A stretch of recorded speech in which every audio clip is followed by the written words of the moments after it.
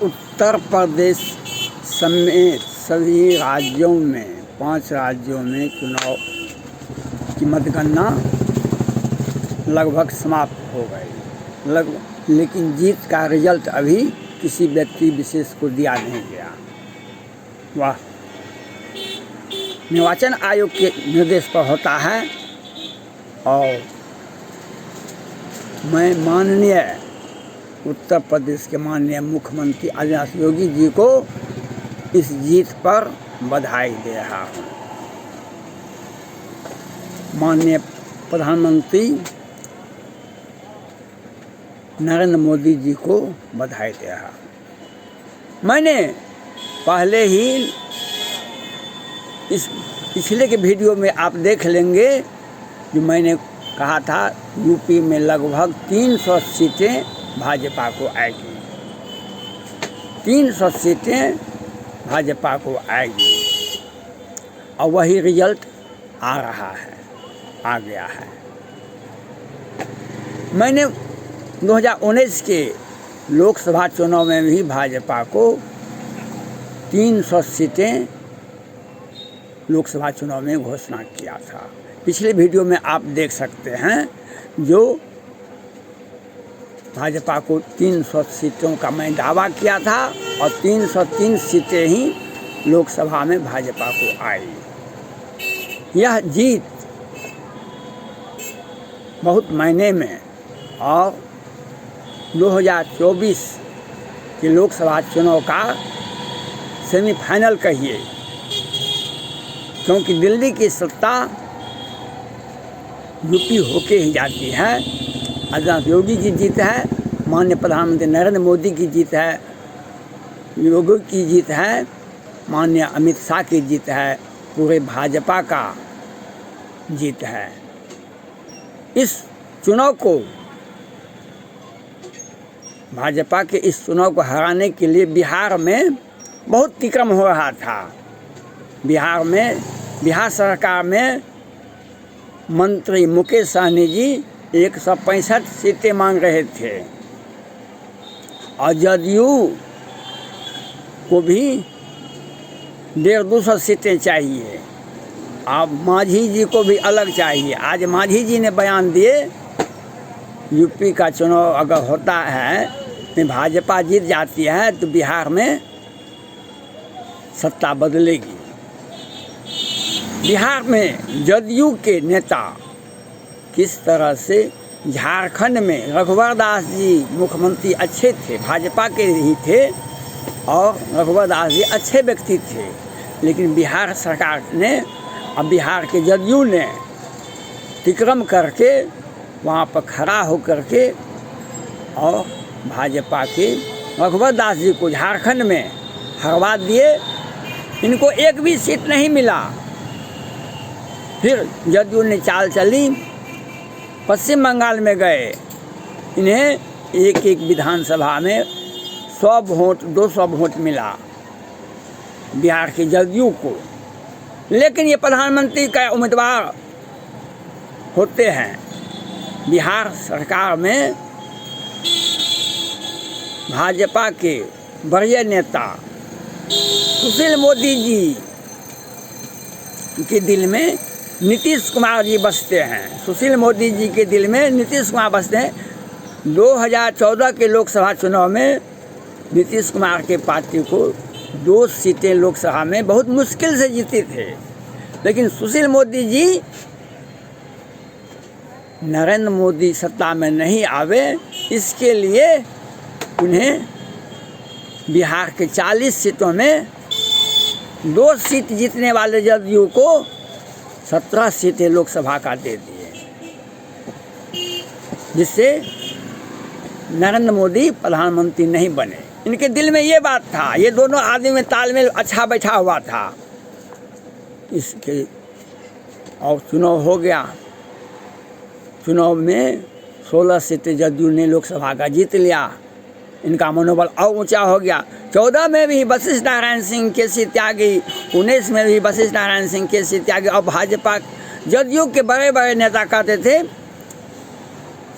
जो नीतीश कुमार जी प्रधानमंत्री के बेहतर उम्मीदवार होंगे, हो सकते हैं। और ये केसी त्यागी, वशिष्ठ नारायण सिंह, उपेंद्र कुशवाहा और आरसीपी सिंह ये लगे हुए थे किसी न किसी तरह से भाजपा को हराने के लिए जदयू को वहाँ चुनाव लड़ना है। तिक्रम प्रतिक्रम लगाए रहे। इसी के लिए ही मुकेश सहनी जी, जीतन राम मांझी भाजपा पर बड़े बड़े बोल बोलते हैं। मुकेश सहनी जी तो आपा खो देते हैं, हम 165 सीट पर लेंगे ही हम वहाँ पर। लेकिन आदित्यनाथ योगी जी रिजिट रहे, हम जदयू को यहाँ पर चुनाव लड़ने के लिए नहीं देंगे। और भाजपा के ही संजय जायसवाल जी प्रदेश अध्यक्ष ने भी उनके बात को स्वीकार किया। और स्थिति यहाँ पर आगे अगर आपने वहाँ पर सत्ता में चुनाव लड़ने के लिए गया तो हम आपसे समर्थन वापस ले लेंगे। और आज योगी जी का साथ मिला अमित शाह जी का, गृह मंत्री जी का और माननीय प्रधानमंत्री नरेंद्र मोदी जी का। और ये तीनों आदमी ने बैठ करके भाजपा को जीत दिला दी, उत्तर प्रदेश में जीत दिला दी। और यह दिखा दिया जो जदयू का, बिहार के जदयू का क्या हैसियत है, बिहार के जदयू का क्या हैसियत है। धनंजय सिंह जो जदयू के टिकट पर जीता है वह निर्दलीय उम्मीदवार के रूप में था और उसे बहुत सारे मुकदमे हैं, उन्होंने पार्टी का टिकट ले लिया। लेकिन मुकेश सहनी जी और जदयू ने जितना भी खड़ा, एक धनंजय सिंह को छोड़ दिया जाए तो वहाँ पर भाजपा को हराने का, आदित्यनाथ योगी जी को हराने का इन लोगों का प्लान था। आपने देखा अयोध्या में भगवान राम का मंदिर बनेगा, हम कसम नहीं खाते हैं मंदिर वहीं बनाएंगे। और ये जदयू वाले क्या कहते थे, मंदिर बनाएंगे लेकिन हम तारीख नहीं बताएंगे, हम सांप्रदायिक नहीं हैं हम। ये जदयू वाले, बिहार के जदयू वाले ये कहते थे। फिर जब बना रहा था मंदिर, जब बनना शुरू हो गया तो परशुराम का मंदिर वहाँ बनाइए, परशुराम का मंदिर बनाइए।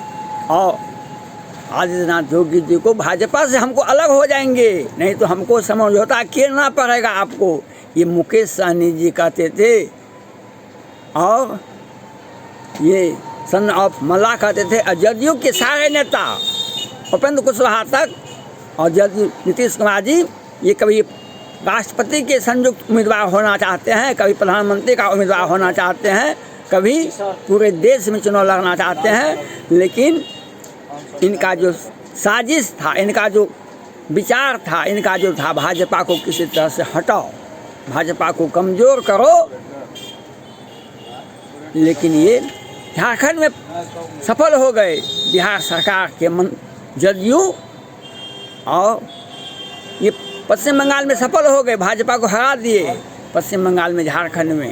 लेकिन उत्तर प्रदेश में आदित्यनाथ योगी जी ने अपने सूझबूझ से, अपने राजनीतिक कौशल से और माननीय प्रधानमंत्री नरेंद्र मोदी जी के सहयोग से, अमित शाह जी के सहयोग से, राजनाथ सिंह के सहयोग से, जिस तरह से भाजपा ने उत्तर प्रदेश में सबका साथ, सबका विश्वास और सबका प्रयास के तहत भाजपा को प्रचंड जीत दिला दी।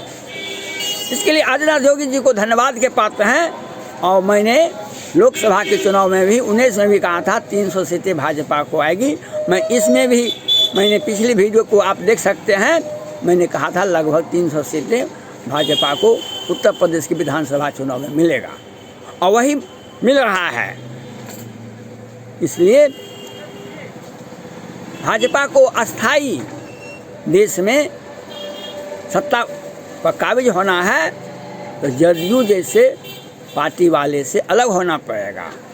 इनका सोच भाजपा को कमज़ोर करने का है, इनका सोच मुकेश सहनी के माध्यम से हो या जीतन राम मांझी के सहयोग के माध्यम से हो, ये भाजपा पर कटाक्ष करते हैं।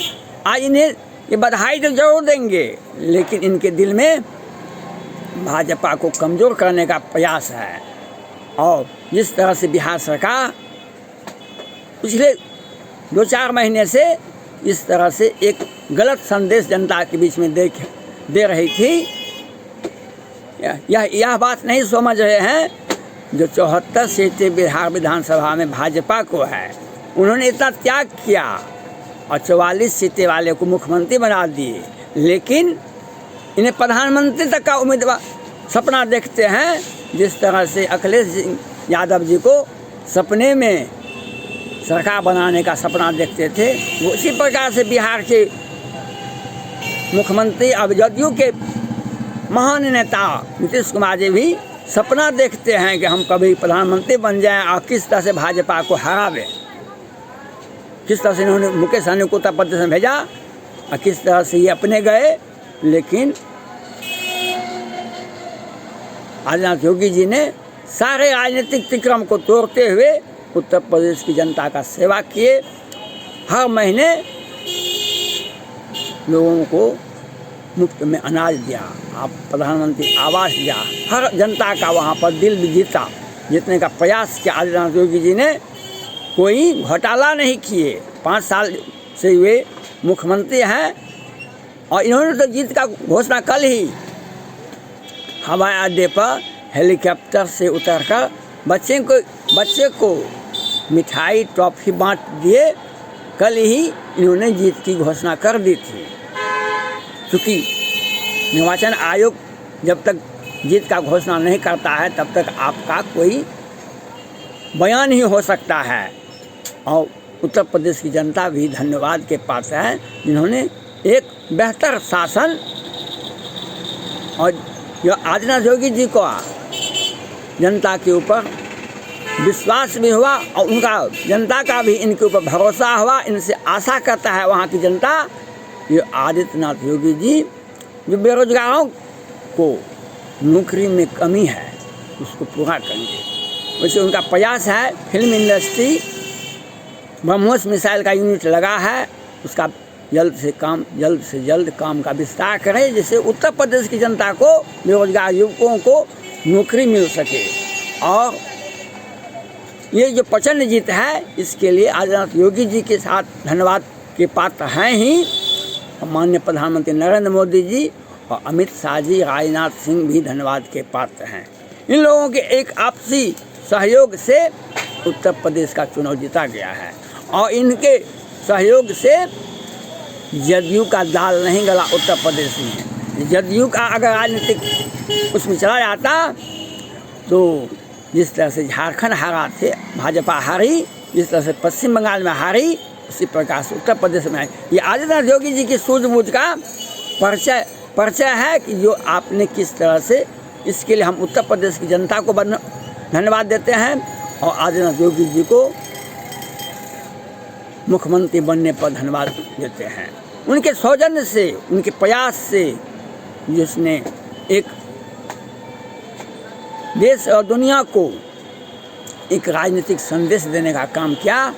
जो पिता का अग्नि देना उतना ही महत्वपूर्ण है जितना जनता के बीच में कोरोना के बीच में जनता का सेवा करना उतना ही महत्वपूर्ण है जितना जनता का।